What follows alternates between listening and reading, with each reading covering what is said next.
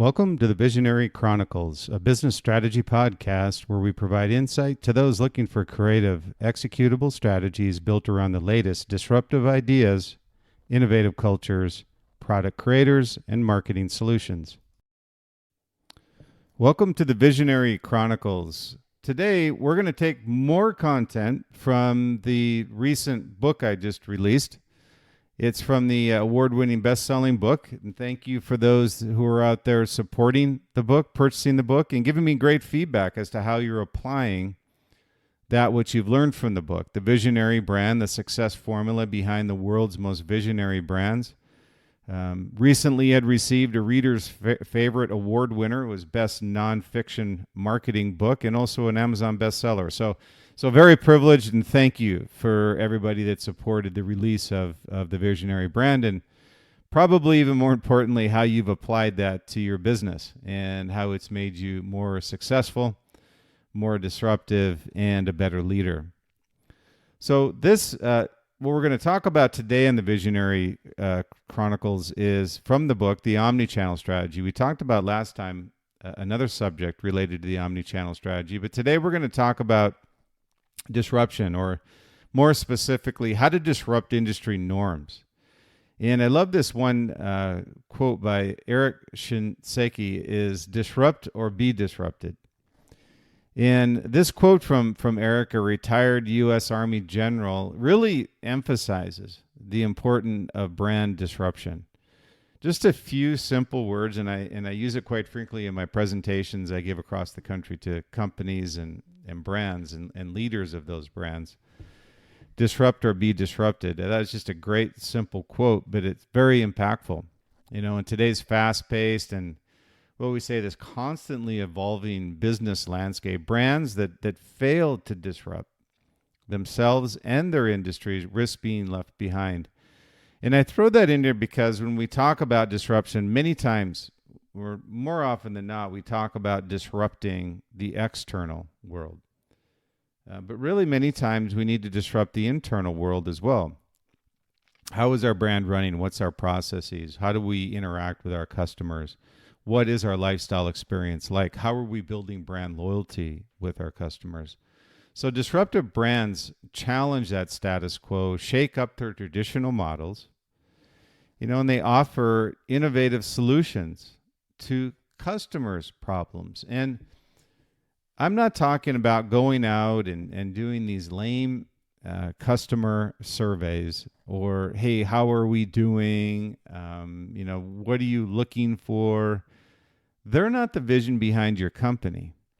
You have to anticipate what the customer wants and how it will make their life better. Now, that could be both personally as well as business.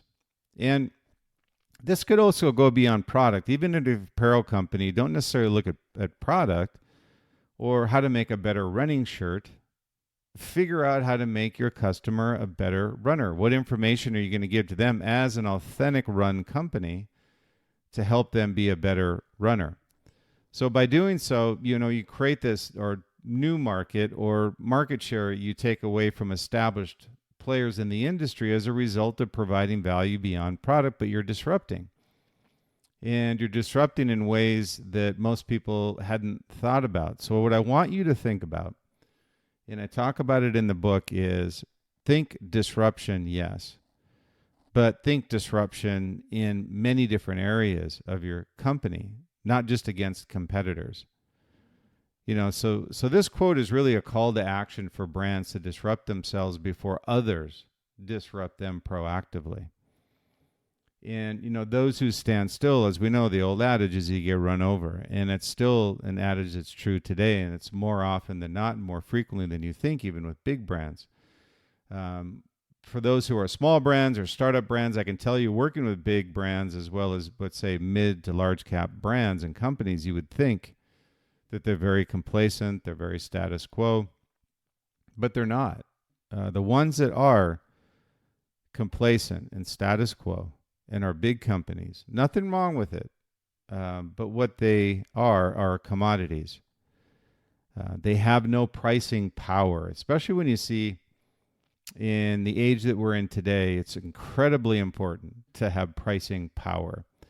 And pricing power is driven through brands that have created a lifestyle that consumers want to be a part of. And this could be the soap, this could be detergent, it could be apparel, it could be footwear, it could be anything. I don't really care.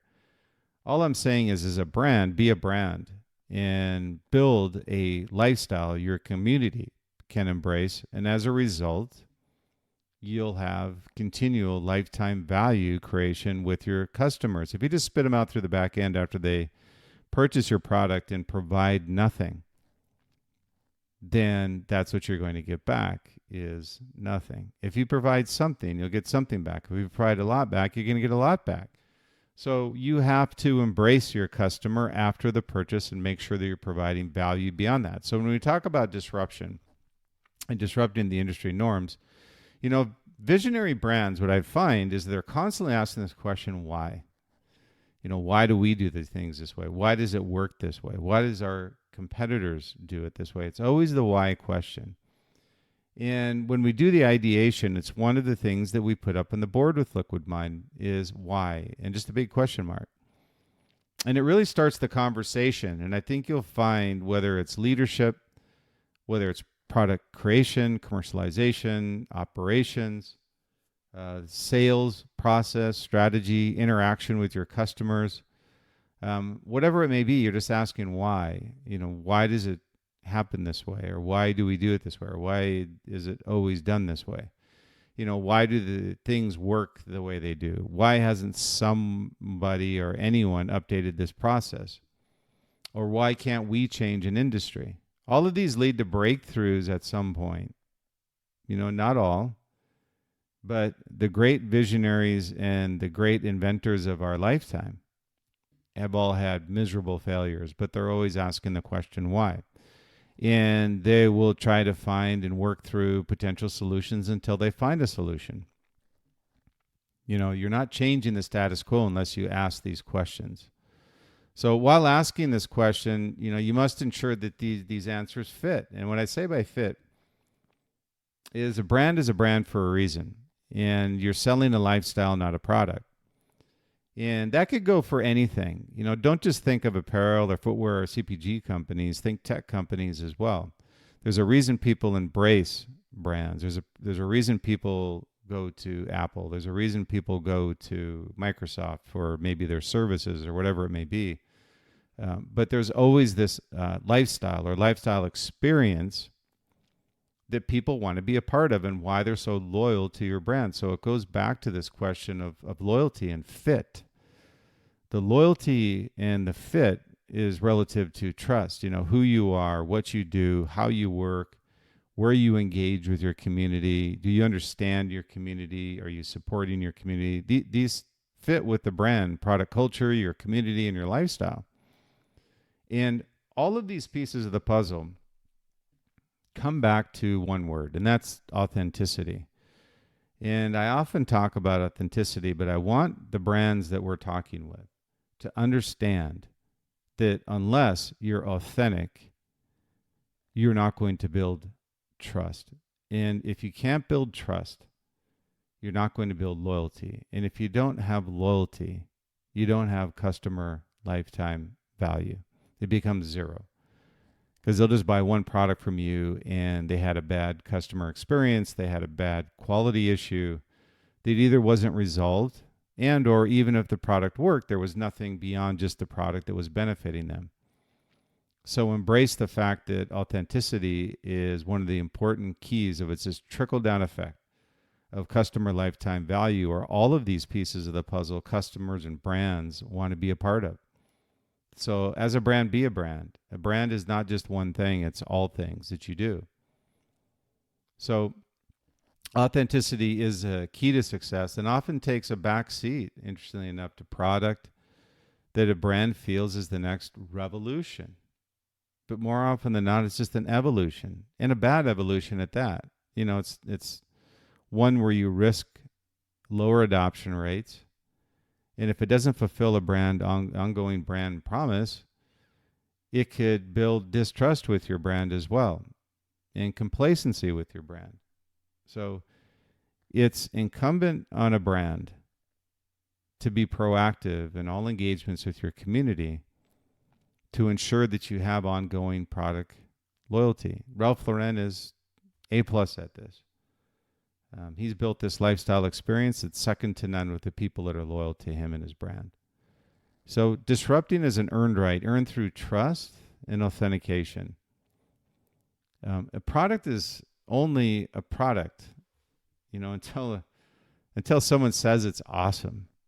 And with the age we're in right now, with artificial intelligence, with Liquid Mind, I know with we and our brands that we were very proactive with artificial intelligence and how to integrate that into our marketing strategy for our brands. And this is one where trust is a question mark. How do we trust what artificial intelligence can give to us? It's a matter of, again, what you're feeding it. And, if you don't know what to feed into artificial intelligence or, OpenAI with chat GPT, and we find it's going to come out with the wrong answer. It's interesting exercise that we use with our brands when we're implementing AI is, what are you asking chat GPT? What are you asking him to give back to you? What information are you providing? Because the answer is only as good as the input, and the output is what you put in. So when you look at the brands that have, built this user experience into their creative process, the ideation to the next great product, whatever it may be, it enhances their community's life. It's easily explained, extremely difficult to execute, but, that's a creator's mindset. That's their playbook. So what does this, omni-channel strategy for disrupting industry norms look like? And number one, I say is, understand your brand and your community. Building a great product internally does not mean it translates externally. So understanding your brand and your community. And you'll see I didn't talk about surveys or going out there and asking them what they want. And I go back, it was an old adage, but it still holds true today, interestingly enough. It was with Henry Ford when they asked him, you can have any color you want as long as it's black. It's a similar analogy here is if you'd have asked your customer what they were looking for, Henry Ford said they would be looking for a faster horse, not a car. A car hadn't been invented at that point. So it's a really important aspect to understanding your brand and your community, where they should be going, not where they're at today. Number two is ABC, is always be creating. Ensure you build an innovation pipeline of products that continues to satisfy a community need.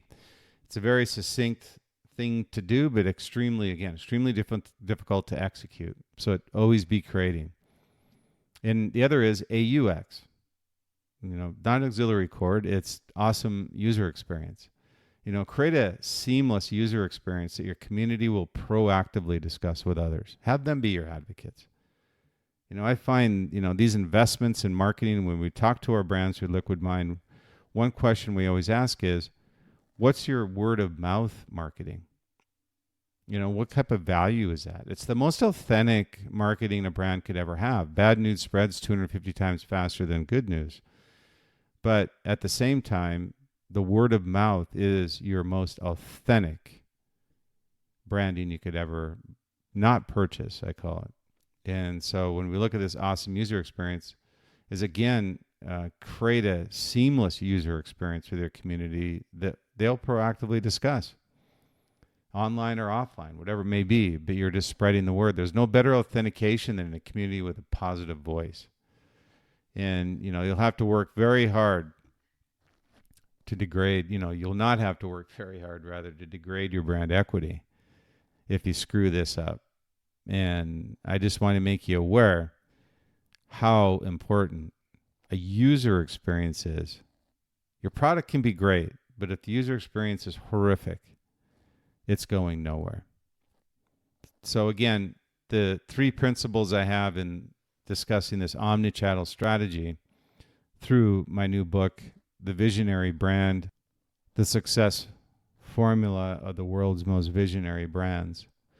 And we talk about that degrading of brand equity, how quickly it can go away if you screw up a great customer experience. So again, understand your brand and your community. Always be creating, have an awesome user experience. You must have an authentic culture of risk takers, idea generators, brand missionaries to disrupt the norm. All are important and all of them are required in order for you to be generational and visionary. And continue to build your authentic products, your community adopts. And as a result, a simple formula is lifetime customer value. With it, you have it. Without it, you don't. So again, I say stay true, stay authentic, be different, and be great. Enjoy the journey along the way. This is a podcast from my recently released book, The Visionary Brand, available at all outlets, Amazon, Barnes & Noble, Books A Million. Just recently received the Reader's Favorite Award for favorite marketing genre business book, nonfiction, and also is an Amazon bestseller. So thanks to all of you out there that supported the book. Very appreciative and very blessed. So again, thank you for your time on the Visionary Chronicles. We will see you on the next podcast.